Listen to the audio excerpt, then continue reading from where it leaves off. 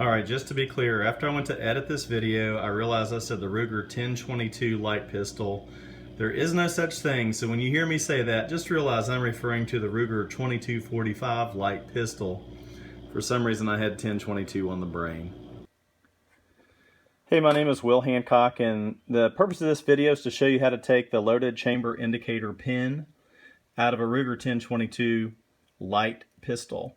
I've unfortunately have one of the 1022 Lite pistols where the loaded chamber indicator pin, which is right here, doesn't simply come out with a magnet. I've tapped on the housing with a rubber mallet. You guys see my messy tool bench like so. Umpteen times I've used penetrating oil all around the pin, never could get it to work. I read where some people actually cut this pin in half with a Dremel tool, and my concern was if I did that, that I might end up having a piece of the pin stay down here, because obviously the pin's going to come out like this. So my idea was to actually cut through the plastic into the pin with my Dremel tool, and just until a slight notch was cut into the pin, and then actually take a small regular screwdriver and pry it out. And so as you can potentially see here, the pin has actually come up a little bit, so I stopped as soon as it started to work so I could show you this video.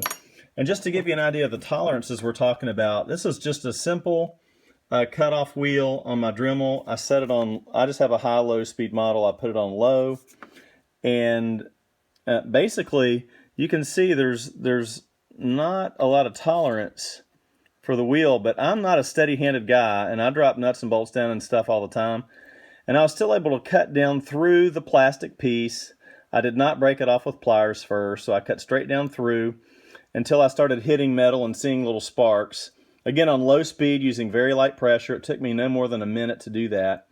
And then once I cut through some of the plastic, I did break the loaded chamber indicator plastic piece off. And as soon as I saw a notch formed right in here, I took my flathead screwdriver and stuck it in there, and this end popped up a little bit. I did have to apply a lot of pressure, so I know a magnet beating on this, I could have done it all day, it never would have come out. But what that's going to do is allow me to go ahead and pull that pin on out. And I'm not going to, if I had three hands, I'd show you how to do it, but I don't. So I just wanted to show you what this pin looks like after I pulled it out. I was able to raise it up enough with my screwdriver, and then I grabbed it with a pair of needle nose once I could get a grip on it. But I just wanted to show you exactly what I meant. So I cut a little notch in the pin, stuck my flathead screwdriver through the little loaded chamber indicator area, pried up on it till it popped up, and could grab it with needle nose pliers, and it pulled right out. That's the trick.